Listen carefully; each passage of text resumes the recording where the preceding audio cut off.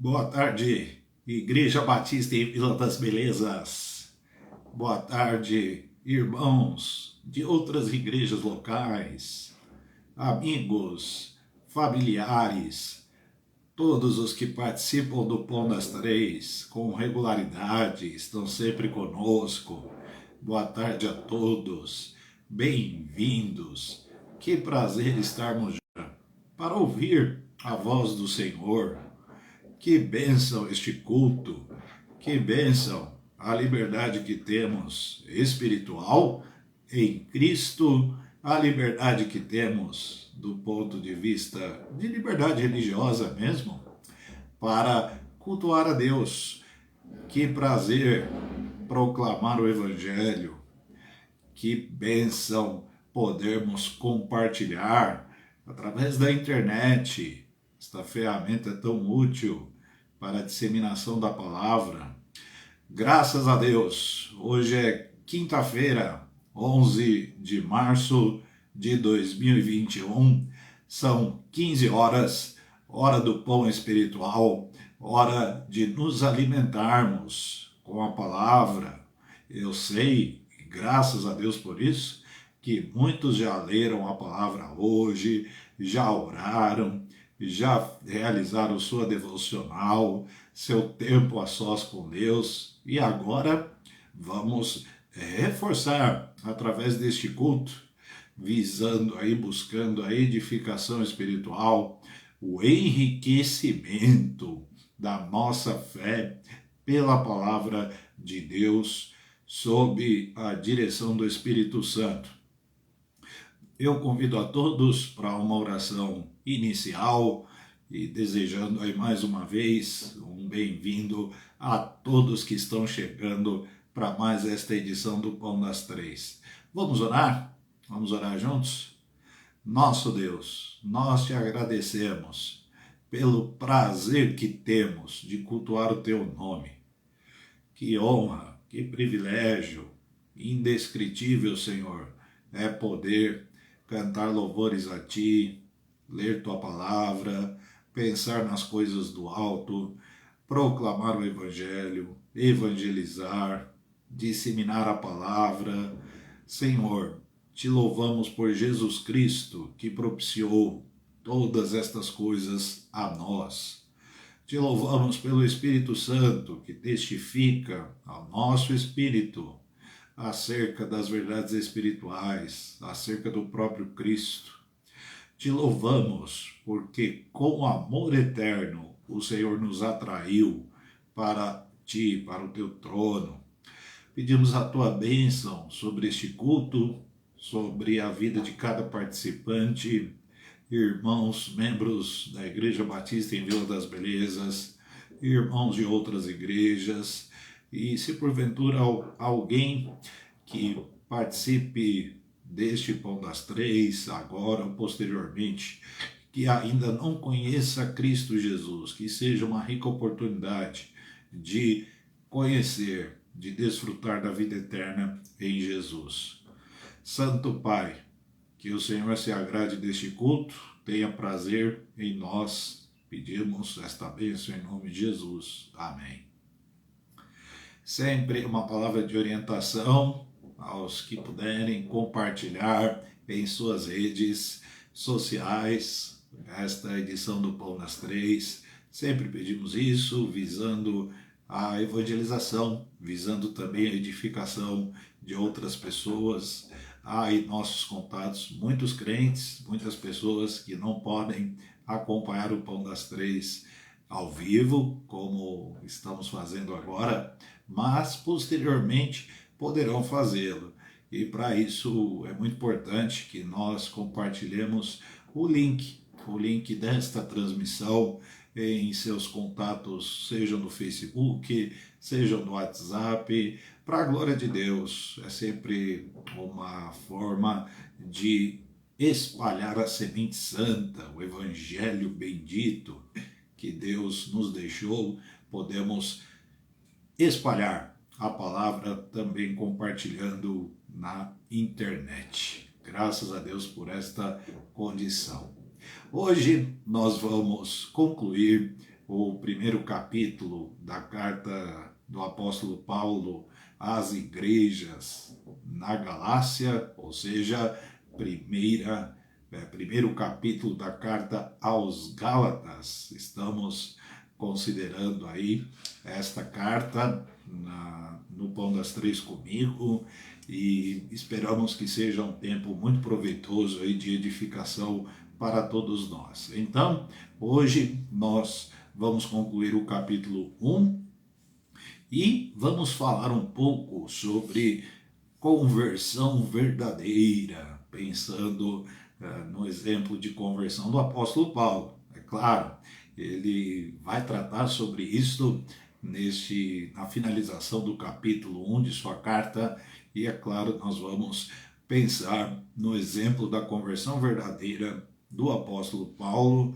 e vamos aplicar este tema ao nosso tempo, à nossa vida, e considerando o que é uma conversão verdadeira. Quando falamos de conversão, estamos biblicamente falando de entrega incondicional e restrita da vida a Cristo Jesus. Entrega do nosso coração a Jesus, entrega da chave da nossa existência para o Senhor, pois Ele é o Senhor de tudo, Ele é o Senhor da nossa vida, Ele é o Senhor do nosso coração, e a conversão verdadeira pressupõe entrega total, inequívoca, absoluta de todo o nosso ser, toda a vida, toda a existência individual, pessoal, para o Senhor Jesus Cristo.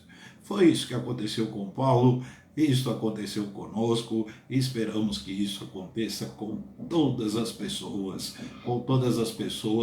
com quem nós nos relacionamos, com quem conhecemos e também que desconhecemos. Que o Evangelho chegue a todos, para que todos se rendam a Cristo Jesus.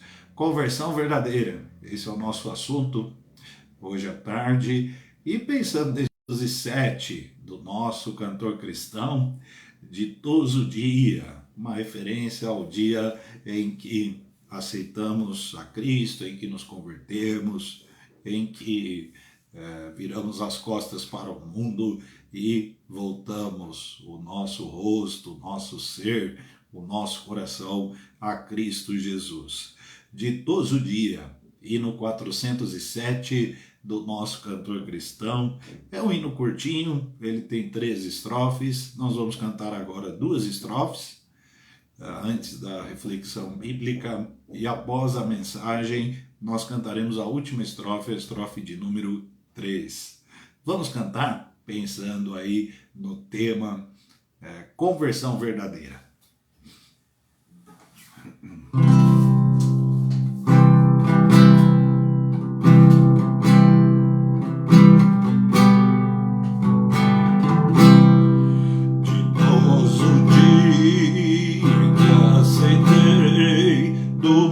Senhor, a salvação, a grande paz que eu alcancei, perdura no meu coração. Que prazer eu senti no dia em que me converti. Agora sinto seu amor e segurança, paz, fervor. Sou feliz, tão feliz, pois em Jesus me satisfiz. Aquilo que eu então votei, minha alma assim o cumprirá. Em cada dia renderei louvor a Deus que me ouvirá. Que prazer eu senti no dia em que me converti. Agora sinto seu amor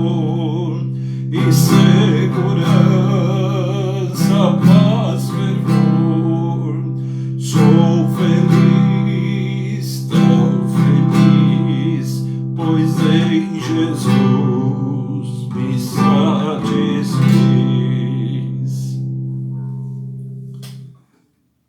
A grande felicidade do crente é a nova vida que temos, plena, satisfeita em Cristo Jesus.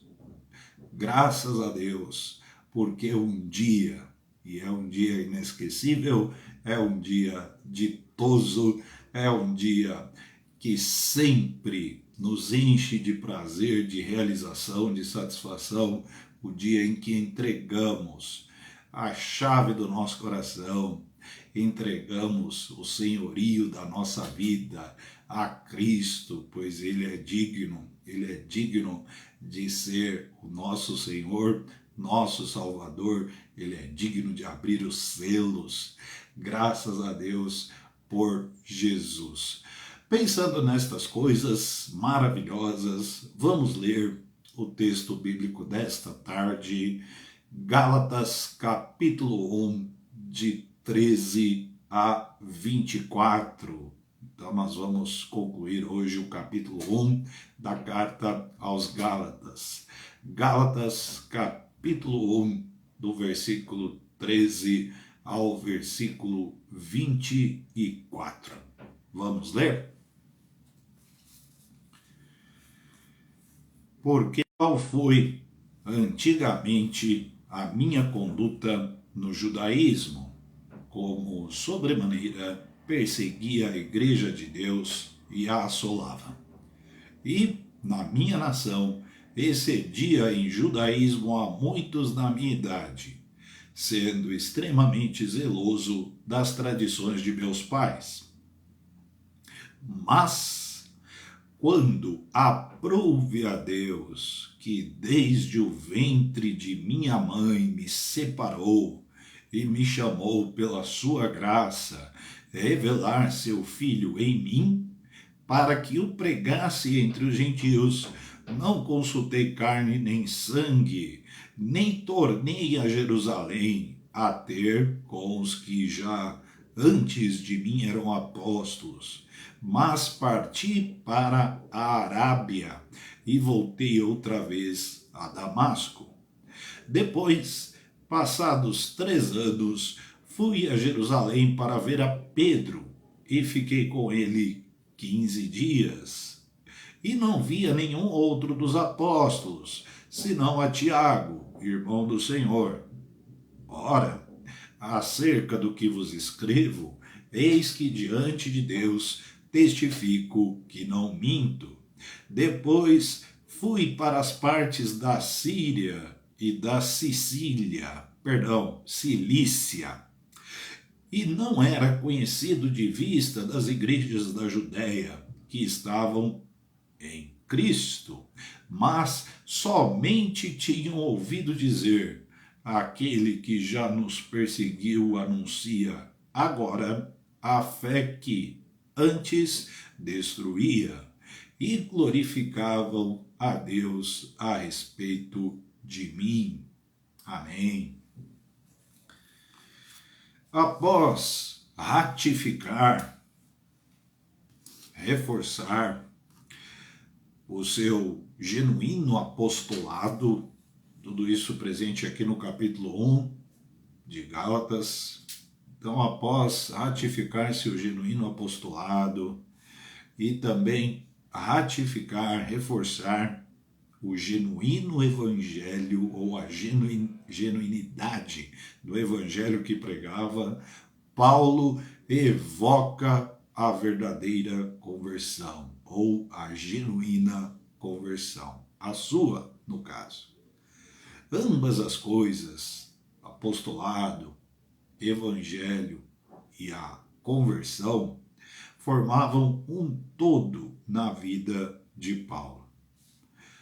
É praticamente impossível dissociar a conversão, o evangelho e o apostolado da vida. Tudo verdadeiro, tudo divinamente fundamentado.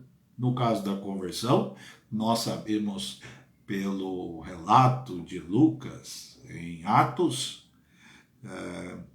que ela se deu quando do encontro do então Saulo com o próprio Senhor. O próprio Senhor se manifestou, se apresentou de modo maravilhoso, extraordinário a Paulo. Então nós temos um fundamento aí divino na conversão de Paulo.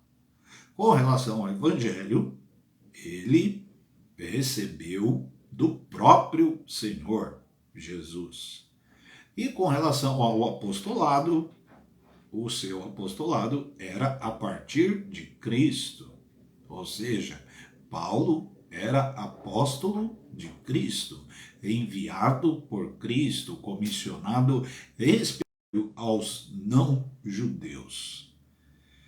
Então, o apostolado, o evangelho e a própria conversão, em todas estas frentes, Cristo Jesus esteve presente na vida de Paulo.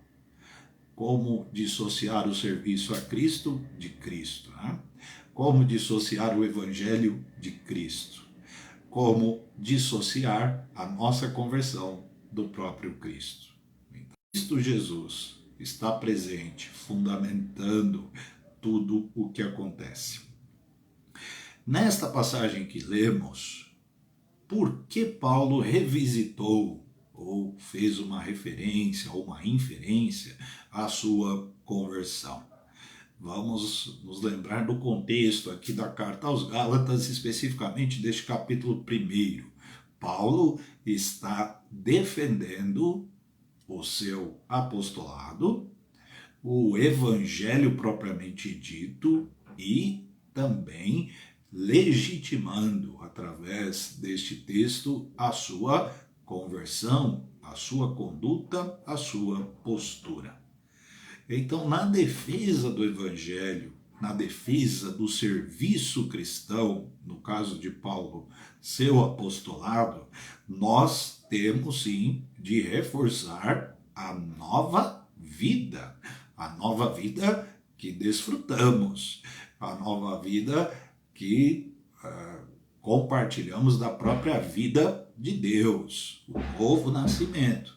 O novo nascimento que, por um lado, ele significa, sim, a nova vida em Cristo, ou seja, todas as possibilidades que nos são conferidas, comunicadas pelo Espírito Santo através do novo nascimento que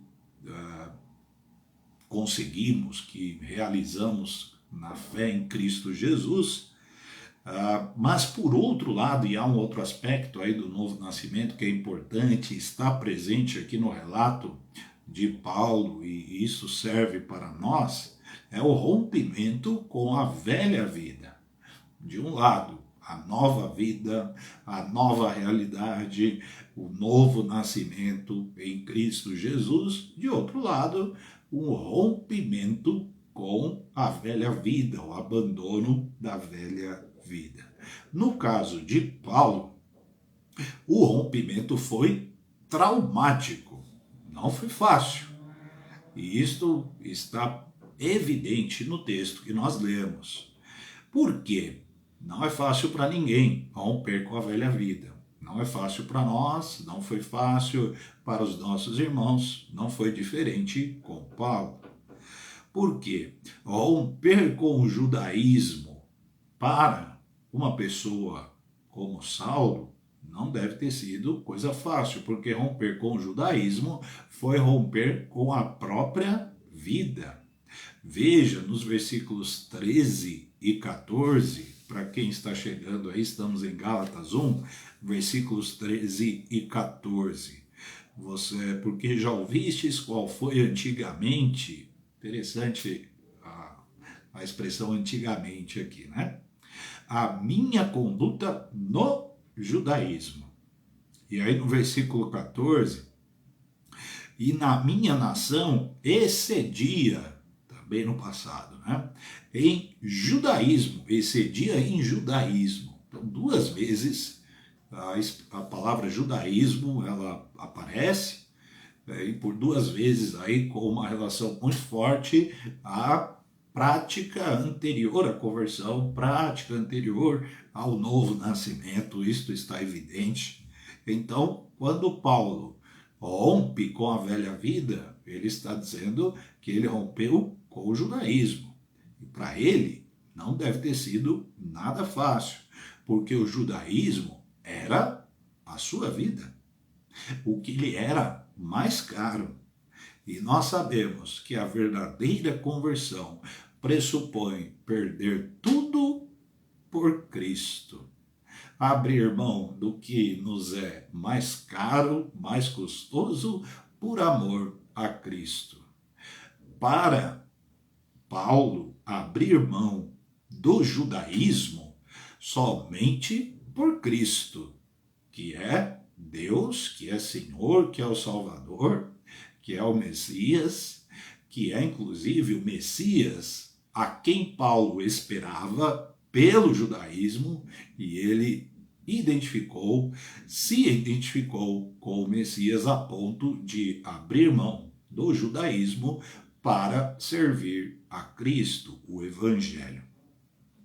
Então, a verdadeira conversão, um primeiro ensinamento muito forte, muito intenso que nós temos de receber nesta tarde, é que por Cristo rompemos com tudo que nos é mais caro, com tudo que nos é mais custoso. A verdadeira conversão pressupõe isso. Romper com a velha vida. A igreja na Galácia, a igreja de Cristo e as igrejas locais ali, então, elas estavam sob ataque judaizante.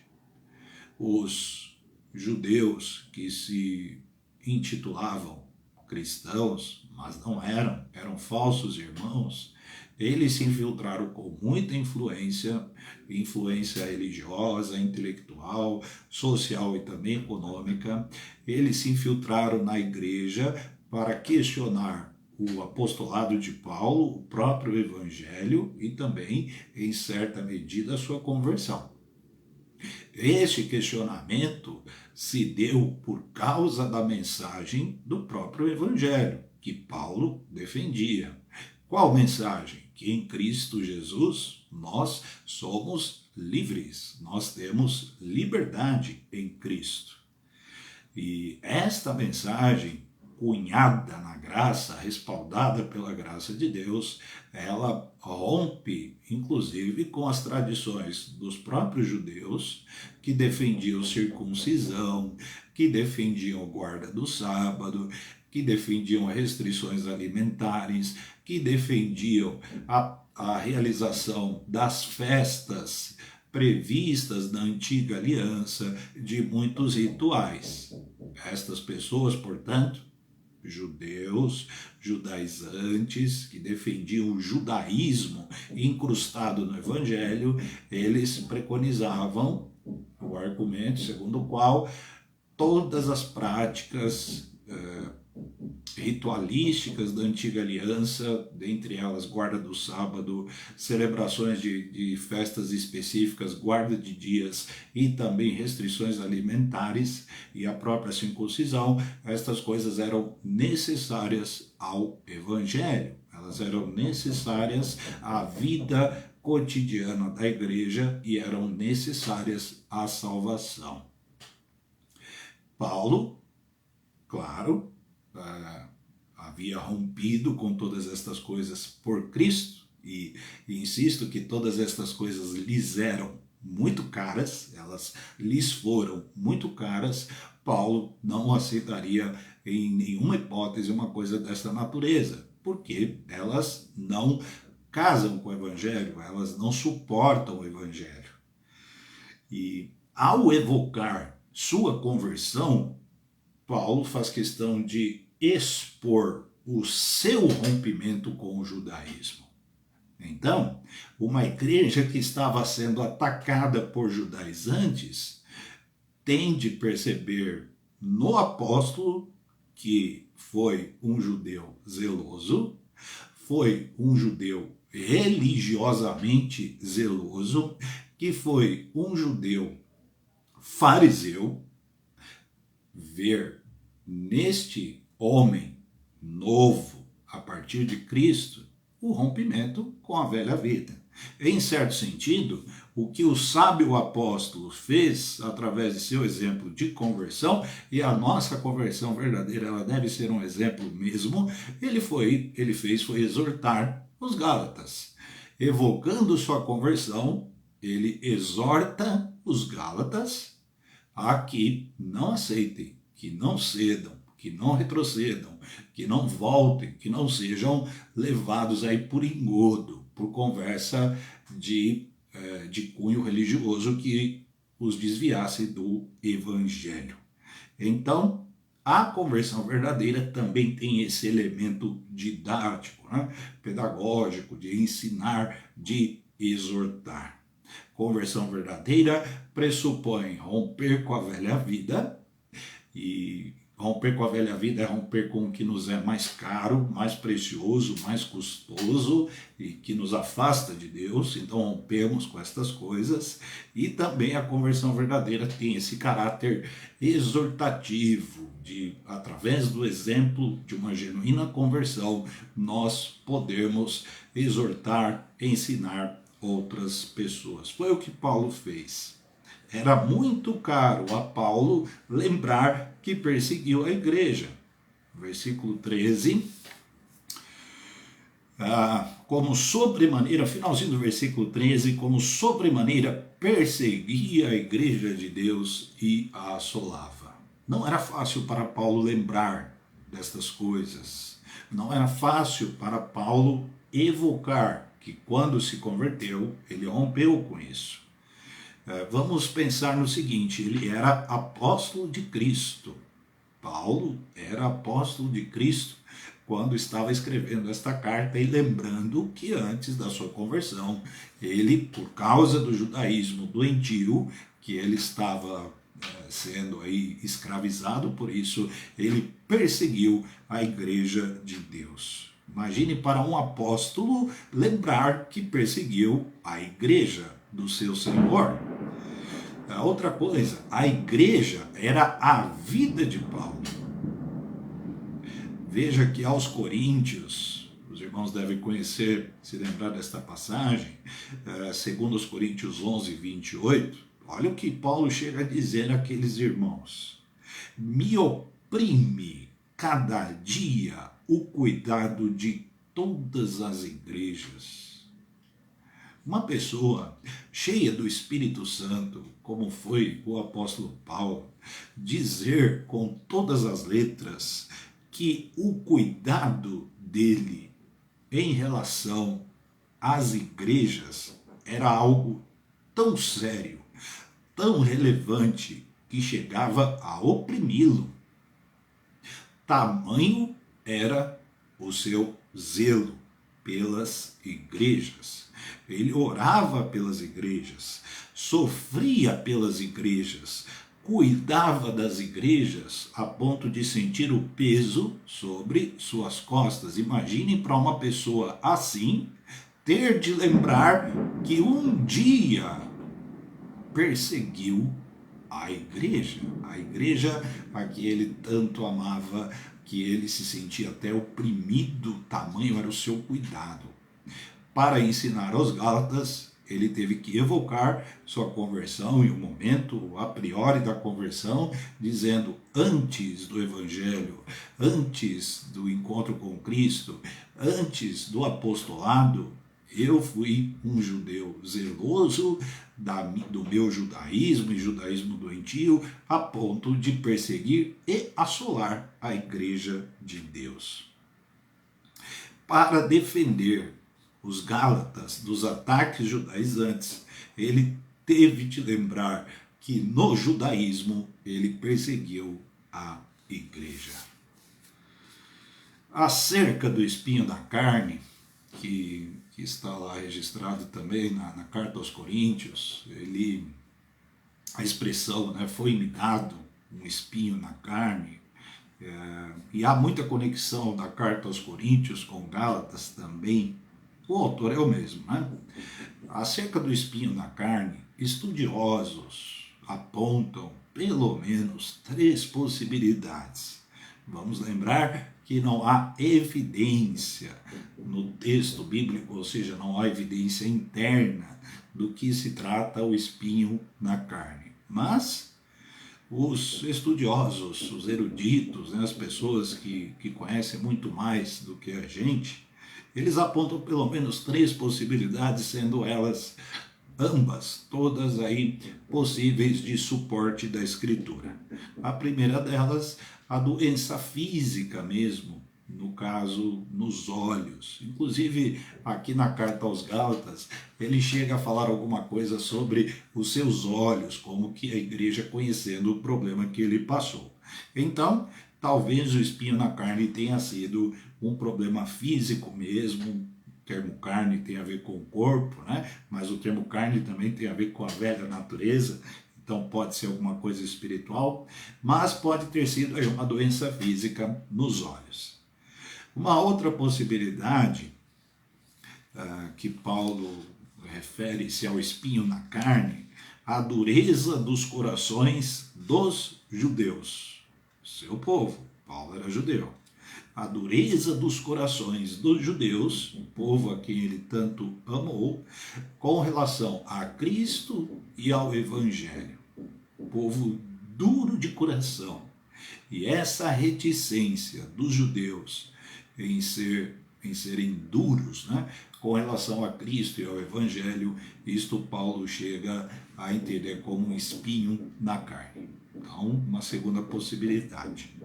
Uma terceira possibilidade, que se harmoniza bastante com os textos de Paulo e com o que nós estamos vendo aqui nesta tarde, é o fato de ele, Paulo, ter perseguido a igreja.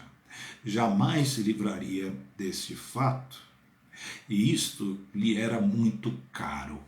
Lembrar, já sendo apóstolo, o apóstolo de Cristo, pastor de igrejas, fundador de igrejas, missionário por excelência, que tinha o cuidado, o zelo tão intenso pelas igrejas, a ponto de dizer que ele era oprimido pelo zelo e pelo cuidado, tamanho era o seu amor à igreja de Cristo. O fato de ele ter perseguido a igreja de Cristo era um espinho na carne que sempre estaria ali para fazê-lo enfraquecer do ponto de vista da vaidade, do orgulho e se apegar firmemente à graça do próprio Cristo. Não sabemos ao certo o que foi então o espinho na carne de Paulo. Pode inclusive ter outras possibilidades, mas não podemos negar que o tema ter perseguido a igreja de Cristo era muito caro ao apóstolo. E ele se converteu. E a conversão verdadeira é fruto da graça de Deus. Veja o versículo 15, Gálatas 1,15. Mas, que bom que tem esse mas aqui, né?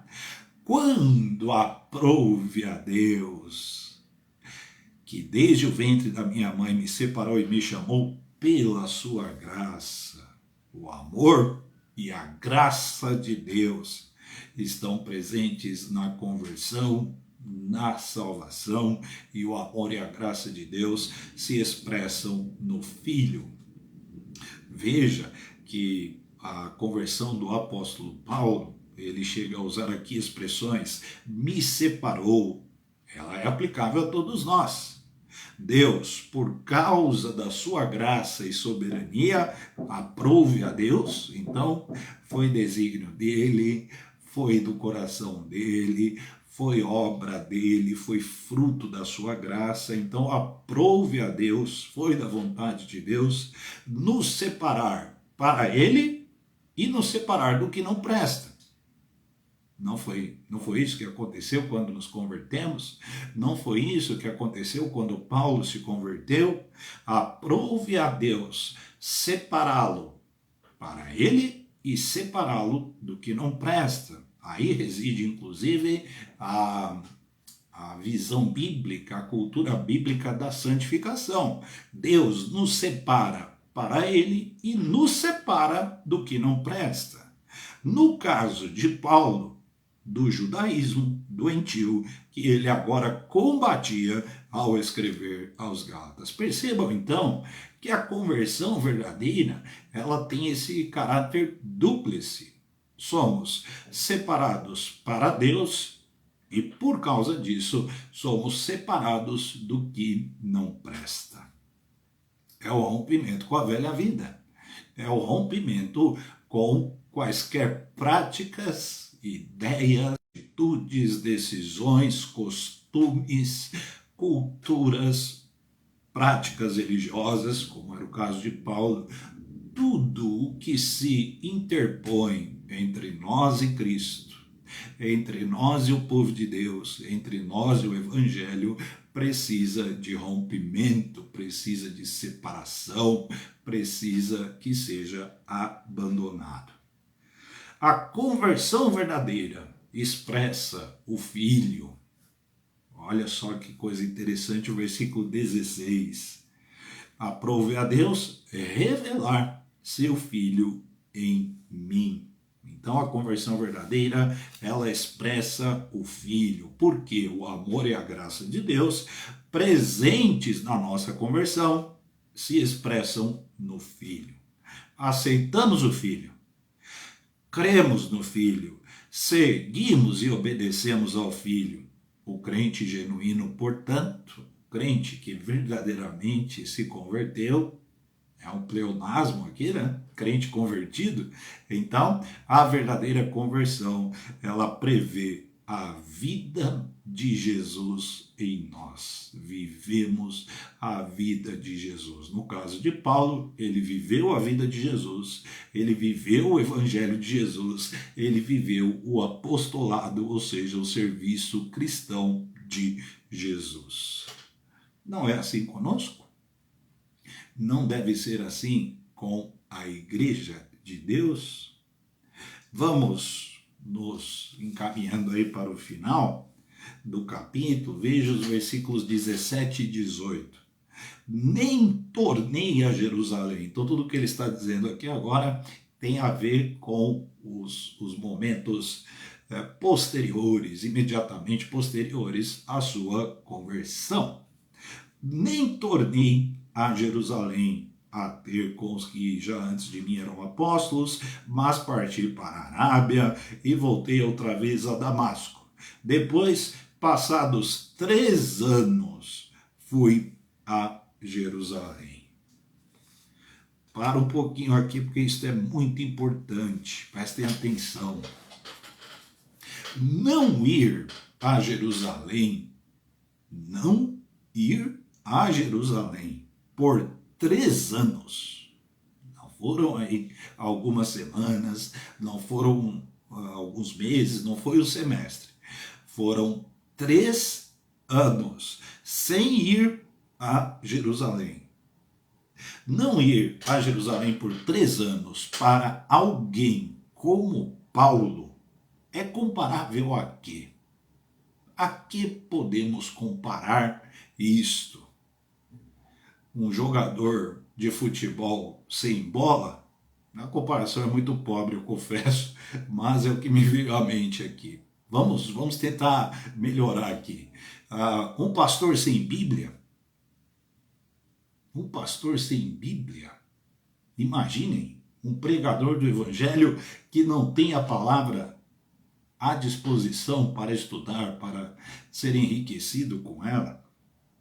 O que é comparável ao fato de Paulo, após a sua conversão, ter ficado 3 anos sem ir a Jerusalém? O que pode ser comparável a isso? É algo muito grande, é algo muito intenso, de caráter elevadíssimo, caríssimo. Veja, Jerusalém era o coração do judaísmo.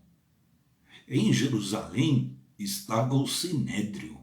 Em Jerusalém estavam os fariseus, partido de Paulo. Em Jerusalém estava o templo que Paulo conhecia cada centímetro. Em Jerusalém estava o sumo sacerdote, a quem Paulo se dirigiu para pedir autorização para ir a Damasco perseguir a igreja de Deus. Em Jerusalém estava o coração antigo de Paulo. A vida de Paulo estava em Jerusalém. Tudo que lhe era mais caro, tudo que lhe era cultural, de língua, de costume, de comida, de prática religiosa. Quantas Páscoas Paulo celebrou em Jerusalém? Quantas vezes, como judeu e fariseu, ele teve de ir a Jerusalém? Quantas festas? Irmãos, Jerusalém era a vida daquele homem. É impensável um judeu sem Jerusalém, naquele tempo pelo menos. Paulo ficou 3 anos sem festas, sem celebrações previstas na antiga aliança, sem templo, mas 3 anos com Jesus. 3 anos a partir da conversão verdadeira. E quem tem Jesus tem tudo. O verdadeiro sentido da vida, o verdadeiro sentido da religião, o verdadeiro sentido da existência humana em todas as dimensões é Jesus, o Filho. Isto Paulo descobriu. Isto ele descobriu. E para defender seus irmãos gálatas, ele conta isto. Ele conta, olha, se eu rompi com o judaísmo por causa de Cristo, vocês não podem dar ouvidos a estas coisas. Uma conversão verdadeira, ela rompe com a velha vida, seja ela qual for e seja ela cara como for. Uma conversão verdadeira, ela se apropria do amor e da graça de Deus expressos em seu Filho. Uma conversão verdadeira passa ela prevê algum tipo de privação, por um lado, mas de realização e profunda satisfação de outro. Por quê? Quando verdadeiramente nos convertemos, temos a Cristo. E se temos a Cristo, temos tudo.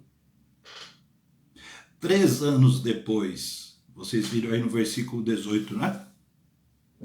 Depois, passados 3 anos, fui a Jerusalém. E aí ele foi. Para quê? Para ver a Pedro. Então, 3 anos depois, em vez de ir ao sumo sacerdote, não tinha sido o sumo sacerdote que tinha autorizado através das cartas para que ele fosse a Damasco perseguir a igreja? Foi o sumo sacerdote que autorizou, porque ele era fariseu e ele devia, então, a lealdade e explicações a uma espécie de chefe. O sumo sacerdote, inclusive, ele era presidente do Sinédrio, e Paulo havia conseguido com o sumo sacerdote autorização para perseguir em nome do judaísmo a igreja de Deus, a igreja de Cristo. Mas 3 anos depois, em vez de ir ao sumo sacerdote, ele foi a Pedro. Em vez de ir ao clube dos fariseus, do qual fez parte, talvez por décadas, o versículo 19 diz que ele foi a Tiago. Veja o versículo 19. E não vi nenhum outro dos apóstolos senão a Tiago, irmão de quem? Do Senhor. Tiago era o pastor da igreja de Cristo em Jerusalém. Lembre-se que aos Filipenses, Paulo fez questão de dizer: quanto à lei, fui fariseu. Fui fariseu. Conversão verdadeira, nós podemos dizer com a boca cheia, com o coração alegre em Cristo: fomos tal coisa, pressupondo que hoje não somos mais. Falamos tais coisas, mas hoje não falamos mais. Praticávamos tais coisas, mas hoje não praticamos mais.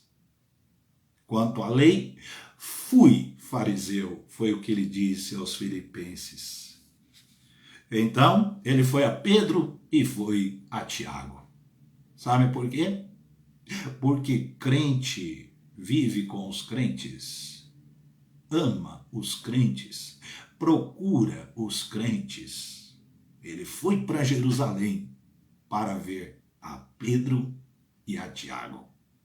Os crentes se relacionam com os crentes. Estamos falando do quê? De igreja. Sim, é assim a igreja.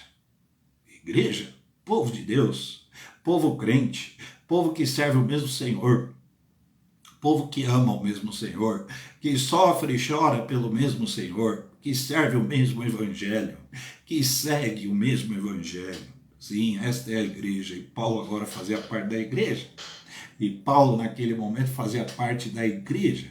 E em Jerusalém, ele larga o sumo sacerdote para lá, larga o clube dos fariseus para lá, larga toda a sua história para lá e vai ver a Pedro e vai ver a Tiago. A verdadeira conversão, irmãos, ela fala mais alto do que qualquer imagem. Veja os versículos 22 e 23. E não era conhecido de vista das igrejas da Judéia. Então, os crentes lá de Jerusalém, da região da Judéia, não conheciam pessoalmente a Paulo. Versículo 23. Mas somente tinham ouvido dizer, testemunho, né? Aquele que já nos perseguiu anuncia agora a fé que antes destruía. A verdadeira conversão, ela fala mais alto do que qualquer imagem, do que qualquer rosto, porque o testemunho verdadeiro transcende a estética, transcende a imagem, transcende qualquer coisa. E sabe no que resulta tudo isso? Sabe em que resulta uma conversão verdadeira? No sentido da vida, a glória de Deus. Versículo 24, para a gente encerrar. E glorificavam a Deus a respeito de mim. As pessoas davam glória a Deus, os crentes da Judéia davam glória a Deus, porque Paulo verdadeiramente havia se convertido. E a nossa conversão verdadeira, ela deve sim levar pessoas a glorificarem a Deus por nossa causa. Será que tem alguém dando glória a Deus por você hoje? Será que tem alguém dando glória a Deus por mim hoje? Será que tem irmãos nossos que glorificam a Deus por nossa causa? Que assim seja, que a nossa conversão ela tenha sido verdadeira e ela fale muito hoje e ela tenha muito o que dizer hoje, para a glória de Deus. Amém? Pensando nisso, vamos cantar a estrofe número 3 e 7, o dia da nossa conversão. Vamos cantar.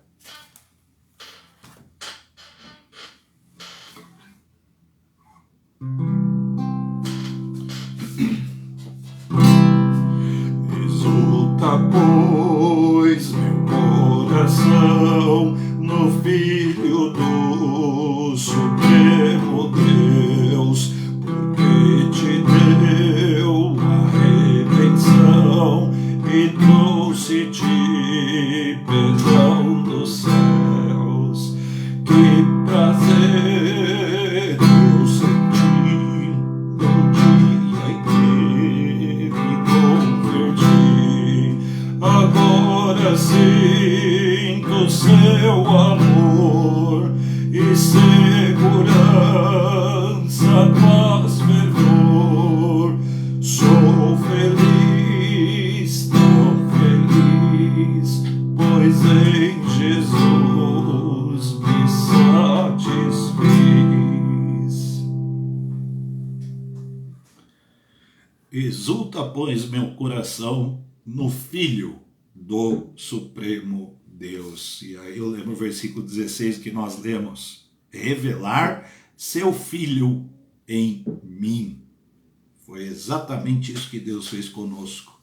Ele revelou Jesus em nós, como revelou Jesus a Paulo. Glória a Deus. Não há felicidade maior do que essa. Não há exultação, não há júbilo que exceda, que supere isso. Nossa conversão, nossa salvação, a nossa nova vida por meio do Filho, e o Filho é Jesus Cristo, bendito Salvador nosso, a Ele toda a honra e toda glória. Encerramos assim o primeiro capítulo da carta de Paulo aos Gálatas. No sábado teremos mais uma edição do Pão das Três comigo, se Deus permitir, iremos para o capítulo 2. Vamos prosseguir aí com os nossos estudos, nossas reflexões bíblicas em Gálatas. Oração. Temos muitos motivos para agradecer e muitos para suplicar. Gratidão, sempre agradecendo a Deus pela provisão e pela proteção. Se pensarmos em provisão, próprio Jesus, né? Provisão de Deus para nós, nossa salvação, graças a Deus. Provisão, pão de cada dia, os relacionamentos, o recurso humano, o recurso material, financeiro, a liberdade que temos para cultuar a Deus, para pregar o Evangelho. Proteção, Deus tem nos guardado, tem nos protegido, Deus tem protegido o nosso coração, tem nos guardado do maligno, tem nos guardado também de problemas, de quantos o Senhor tem nos protegido. Graças a Deus, portanto, por sua provisão e proteção.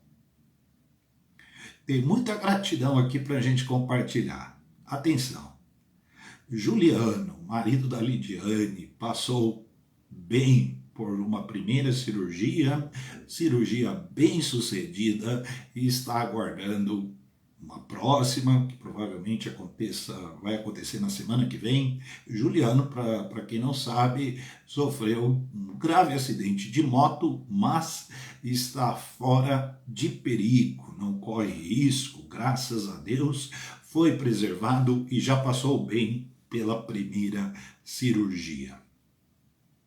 Por falar em cirurgia, Gessé tirou aí os pontos. Gessé, nosso irmão, que teve um acidente com a sua mão e ele foi operado, ele passou bem pela cirurgia, tirou os pontos, está tudo bem com a sua mão, mas ela ainda está imobilizada. Ele agradece a Deus. Como Deus tem cuidado de nós, não é verdade? Por falar em cirurgia ainda, lembra da cirurgia do Pedrinho, do Valdo e da... Então, ele está se recuperando bem, passou bem pela cirurgia e a recuperação está em franca expansão. Graças a Deus. Também gratidão, estamos aí em oração pela Raquel Leite, filha dos irmãos Sérgio Leite e Abigail. A Raquelzinha Leite está com Covid, mas sem sintomas, ela está bem. Graças a Deus por isso. O Júnior, Miguel Vitor Júnior, agradece a Deus por sua mãe, irmã Zumira Marques. Ela está melhor, não estava bem de saúde tempos atrás aí, mas está melhor. Graças a Deus. A Jaqueline Padilha, não sei se a Jaque está por aí, no Pão das Três, ela sempre acompanha, o JP sempre está conosco também.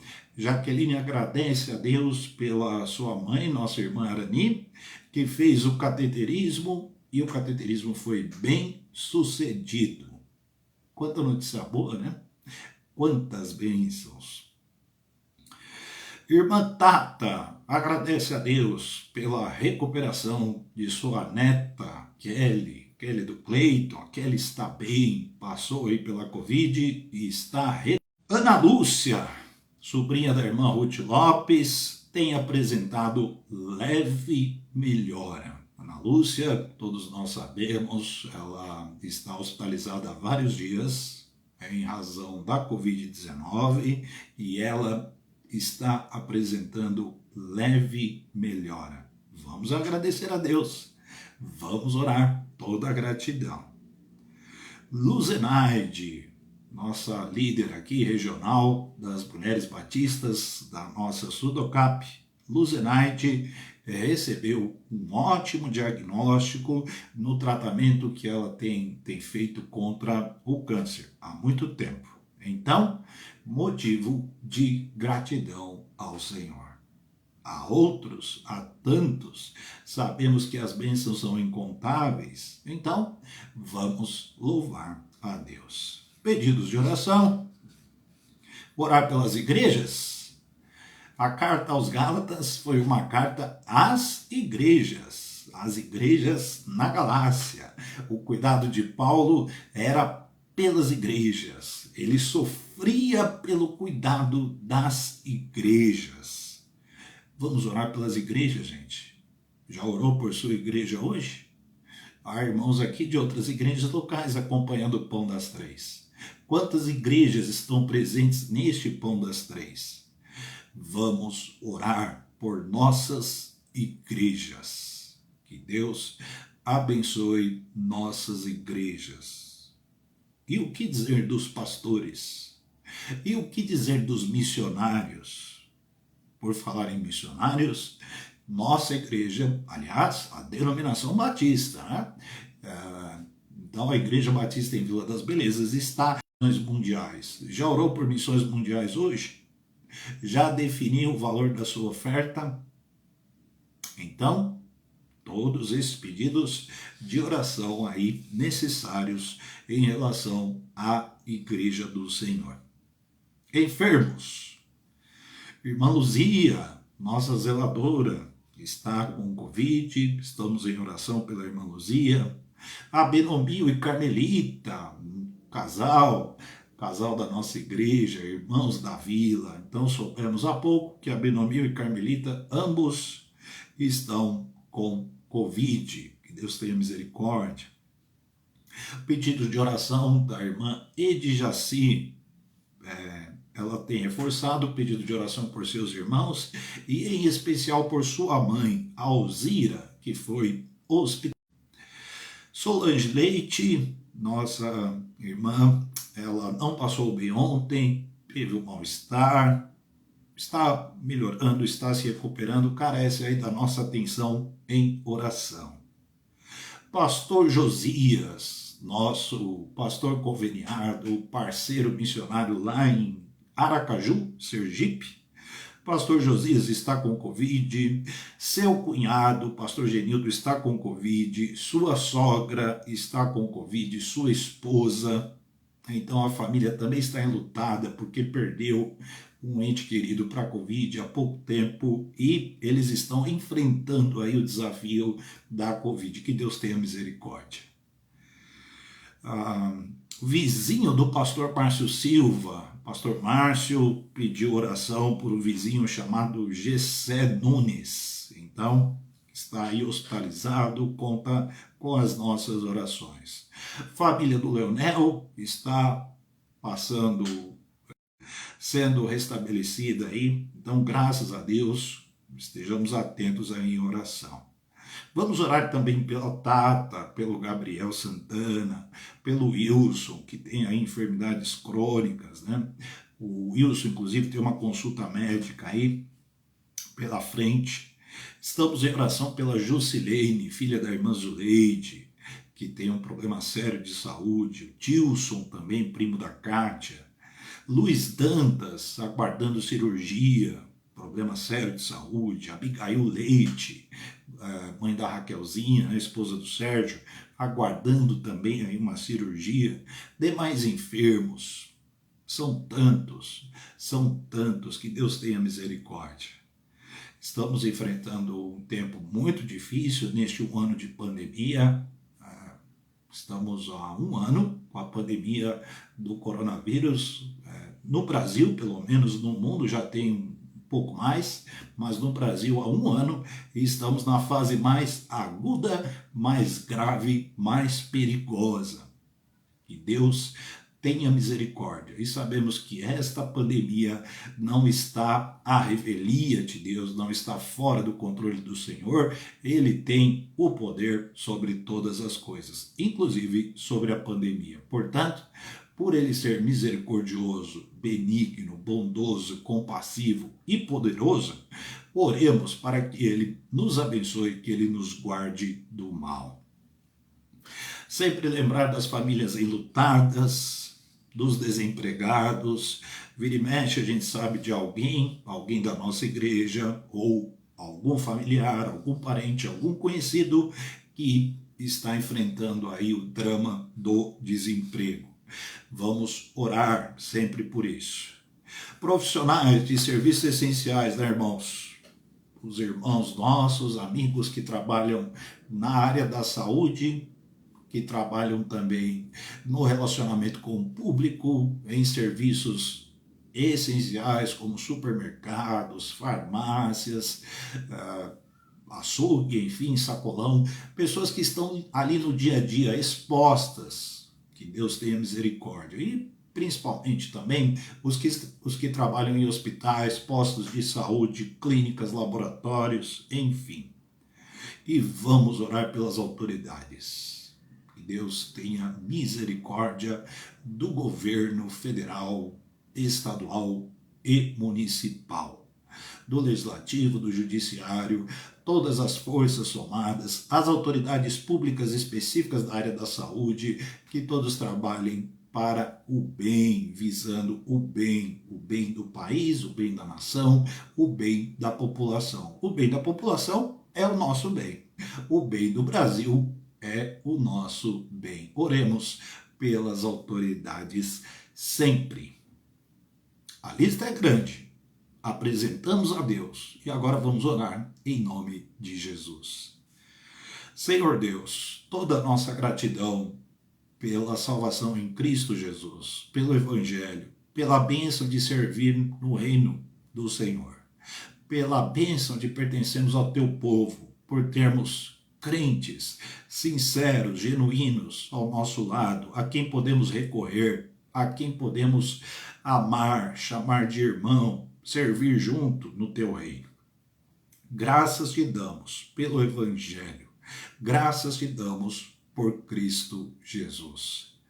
Te louvamos, Senhor, pelas pessoas que estão se recuperando de problemas físicos, de enfermidades, algumas complexas inclusive. Graças te damos pela recuperação. Pedimos por todos os que aqui foram citados, todos os casos graves, complexos, mais simples, todos importam para ti, todos importam para nós. Misericórdia, misericórdia dos que aguardam cirurgia, dos que estão hospitalizados, dos que estão se tratando em casa. Senhor, tua mão de compaixão nos envolva. Pedimos a tua bênção sobre os pastores e missionários, sobre as igrejas esparramadas pelo Brasil e no mundo. Pedimos a tua bênção sobre a campanha de missões mundiais, sobre a junta, sobre a Convenção Batista Brasileira, nossa liderança, todos que estão trabalhando em 85 países para que o Evangelho seja pregado, para que a vida nova em Cristo seja experimentada e conhecida por todos. Graças te damos pela obra missionária batista brasileira no mundo. Pedimos a tua bênção sobre os desempregados e a tua bênção também sobre os profissionais de serviços essenciais, sobretudo da área da saúde. Misericórdia também das autoridades públicas, Senhor. Nos guarde do mal, nos proteja, que a nossa fé esteja firmada no Senhor. Te louvamos por tua palavra nesta tarde, por mais um Pão das Três, em nome de Jesus. Amém. Ontem nós celebramos um culto a partir das casas. Então, os irmãos da igreja da vila, os irmãos da vila já estão sabendo aí da nossa decisão, a decisão do colegiado da nossa igreja, pastor Israel Melo, pastor Júnior Martins e eu, pastor Marsaaf, de celebrarmos os cultos a partir das casas. Como estamos fazendo isso? O pastor a partir de sua casa, o diácono em sua casa, o ministro de música em sua casa e o responsável pela transmissão, pelo som, pela imagem, pelo vídeo de sua casa, visando mais segurança, mais proteção. O tempo não está fácil, a pandemia recrudesce, ela se intensifica, então estamos desde ontem celebrando os cultos de quarta-feira e também os cultos aos domingos. Então neste próximo domingo já será assim também. Os cultos que celebramos pelo canal Igreja Batista em Vila das Belezas no YouTube, a partir das casas, cada um em sua casa. Que Deus nos guarde, que Deus nos abençoe e que os cultos continuem sendo edificantes para o nosso coração e, sobretudo, agradáveis a Deus. Amanhã, às 15 horas, o Pão das Três, ele retorna com o pastor Júnior Martins aqui no Facebook mesmo. Pastor Israel retornará às atividades da igreja na próxima terça-feira, tá pertinho aí, dia 16 de março, se Deus quiser. Irmãos, até amanhã, que Deus abençoe a todos, que todos tenham uma tarde muito agradável. Deus nos abençoe.